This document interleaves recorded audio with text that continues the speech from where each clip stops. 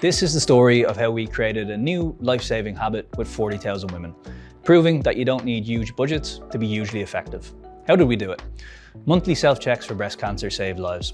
It leads to earlier diagnosis and better patient outcomes. Unfortunately, research commissioned by Breast Cancer Ireland and conducted by CORE showed that only 26% of women were actually sticking to monthly self-checks. This meant 3 in 4 women were at risk of not detecting breast cancer until it was too late. Together with Breast Cancer Ireland, we set out to change this. Unfortunately, as a smaller charity, we didn't have the big budget to match our big ambition. But what we did have was a very strong understanding of what makes an effective behaviour change campaign. The initial brief was for a short video ad to educate women on the signs and symptoms of breast cancer, what to look out for when performing a self-check, that sort of thing. Even putting aside the fact that 95% of women already knew most of the signs and symptoms, we knew this rational, information-based approach wouldn't drive the desired change. When it comes to effective behaviour change, you've got to utilise emotion. You've got to make people feel something before they'll go and do something. We know this from the work of Binet and Field and their analysis of the IPA effectiveness database, from the work of System 1 and their use of emotion to accurately predict advertising impact. That emotion driving effectiveness is one of the few things most marketing academics agree on. And now neuroscience has actually shown how emotion works by attracting more attention to stimuli like advertising and increasing its chances of being encoded in memory. So we knew that this had to be about motivation, not education, and that we'd win through emotion and not rational arguments. We also knew that to be effective with our limited budget, we'd have to be very focused in terms of the problem diagnosis and what we wanted this campaign to communicate. Further research on this front revealed a simple but powerful insight, one that really focused our strategic thinking and creative approach, which is that despite accounting for 23% of all breast cancer diagnoses, women under 50 were 27% less likely to regularly check for breast cancer.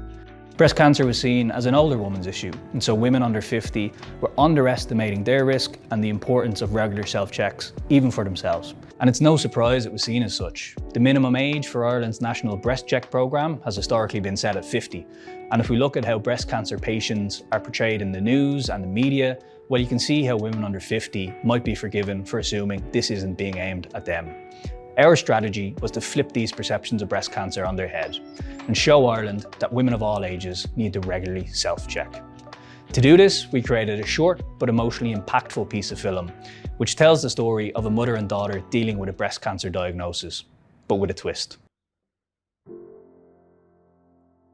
Unfortunately, you've got breast cancer with a white calcification.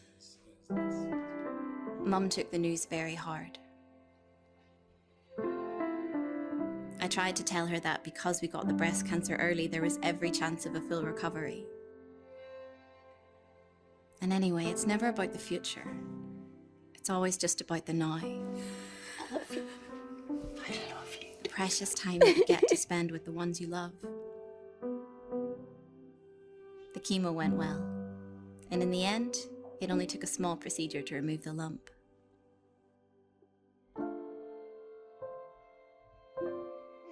I told you we'd get through this. What makes this such an effective piece of copy? First and foremost, it leverages the concept of betweenness through the relationship of a mother and daughter. It's a continuous story unfolding through characters that have depth and agency.